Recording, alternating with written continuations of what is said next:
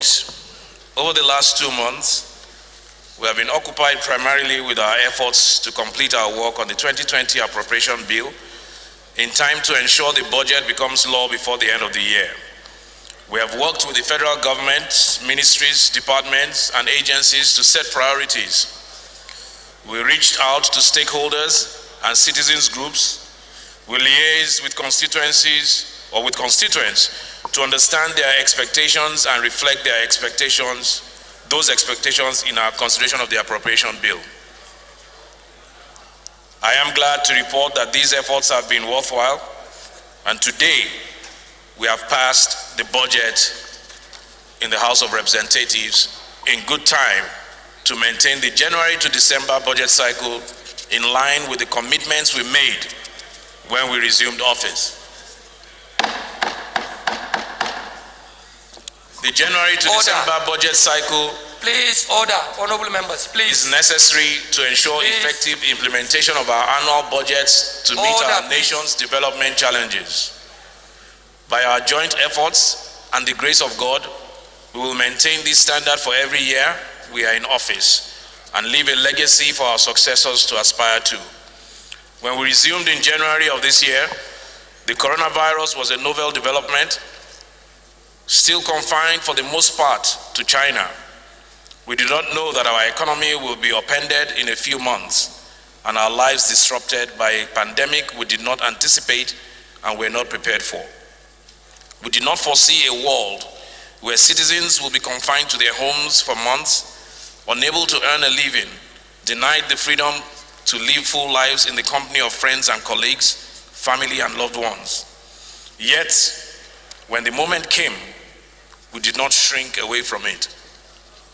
Within the limits of our brutal realities, with our options limited by a scarcity of resources, by dilapidated infrastructure and outdated laws, we acted to slow the spread of disease, to treat the sick, comfort the afflicted, and provide for the most vulnerable in our nation's citizens. The truth is, we have done better than many believed was possible, better than many nations, even the most advanced. Our economy has taken a big hit, but through partnership with the private sector, government has been able to prevent the nightmare scenarios that some predicted. Members of the House, together and individually, made financial contributions to support welfare provisions for citizens.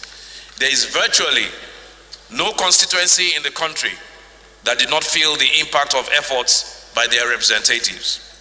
I commend you all, and I thank you most sincerely. In an unprecedented single-day session, we passed the Emergency Economic Stimulus Bill to provide targeted economic relief in response to the emerging threat.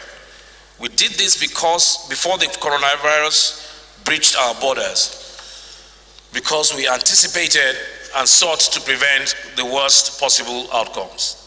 That legislation never became law, but yet the bill's specific objectives have been implemented through executive action to defer mortgages, remove duties on medical imports, provide salary relief, and related financial support for small and medium-scale enterprises in the country.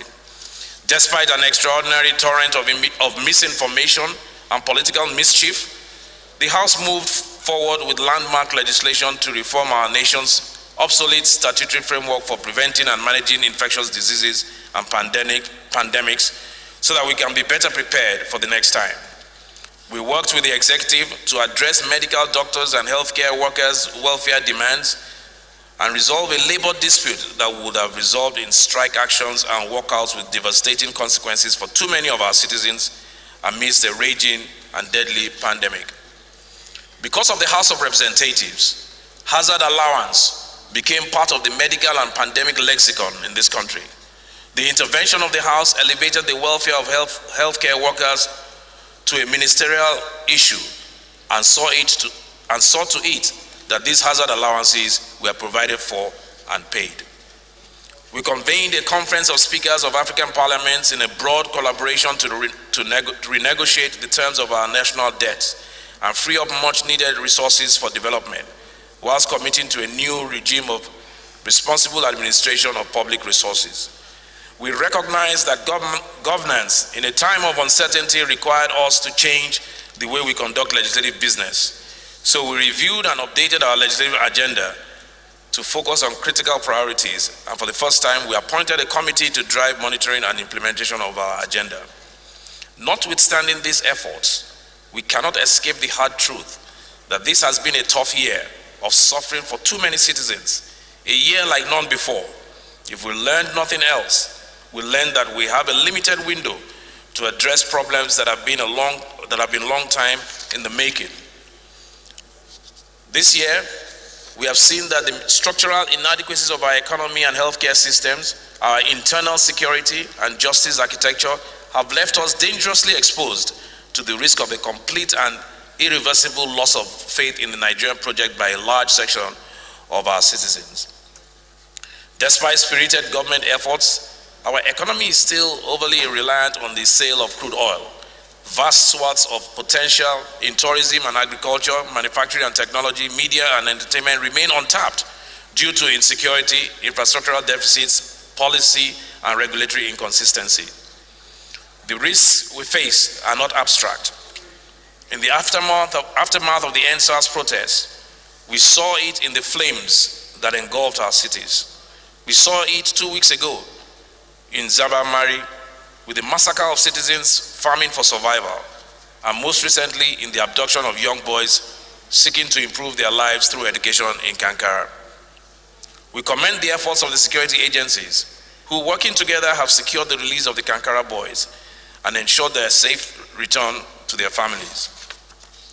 We must recognize the evolving nature of the risks we face from insurgency and banditry and be prepared to adapt our efforts to overcome this danger. The Ninth House of Representatives will continue to address the security challenges that threaten our country.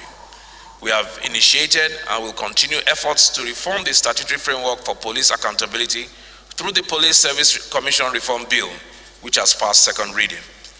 We will continue to exercise our constitutional powers of oversight to demand more from the military and security services, even as we make sure to provide the resources they need to train, equip, and provide for the welfare of their men and women who bear arms on our nation's behalf and in our name.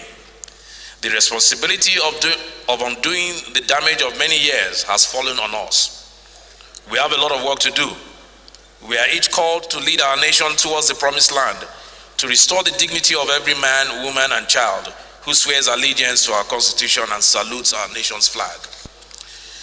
We will improve Nigeria by building infrastructure that provides jobs, by protecting our people's lives and property, and repairing the relationship between citizens and the state.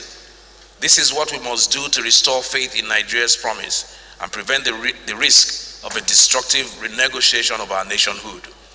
Honorable colleagues, I do not speak to you today from a place of despair. I come to you with an abundance of hope and an unshakable belief in the triumphant spirit of our nation. We are God's people, a country of diverse cultures, united by our incomparable ability to bloom and thrive despite adversity. If we determine not to be consumed by our differences, if we come together in love and strength and faith to seek the common good, it won't be too long before we attain and leave for our children the inheritance of a prosperous nation where peace and justice reign for all. This is the goal to which we must remain committed. I want to, at this time, especially commend once more the health workers, the frontline doctors, nurses, laboratory technicians, care providers, and all those who have every day of this year led the fight against an unseen yet deadly enemy in COVID-19. We recognize their commitment and honor their sacrifice. I pay tribute to the men and women who bear arms in our name, who stand in the gap, risking their lives in our defense. Let us all carry in our hearts the memory of those who have paid the highest price in blood in defense of our Constitution and our democracy. May God bless and keep them all forever. I remember also the ones we lost this year, our dearly beloved colleagues, friends, and family who reached for the heavens and touched the hand of God. We mourn them still, but find comfort in the memory of their lives and the assurance of their peaceful repose.